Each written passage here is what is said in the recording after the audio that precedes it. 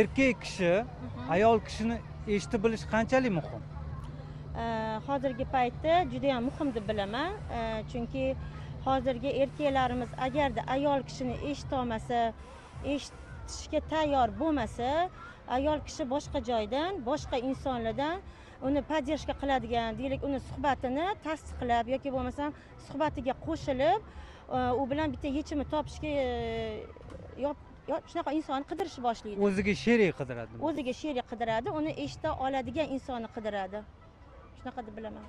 Yaxshimi, yomonmi, og'irmi, yengilmi gapi erkaklarimizni eshita olish kerak. Chunki erkak kishida ham shunaqa payt bo'ladi, uni eshitadigan odam qidirib qoladi. Bu bir-biriga muvozanat deydi-ku, bir-birini podдержка qiladigan payt bo'ladi. Shunaqa agarda ayol kishi ham erkak kishini eshita olmasa, ular 150% ko'chadan topib, uni eshitadigan, podдержка qiladigan, deylik, muammoli payti bo'lsa, muammoni yechishiga yordam bermasa, uni podдержка qiladigan, ruhan podдержка qiladigan insonlarni qidirib qoladi.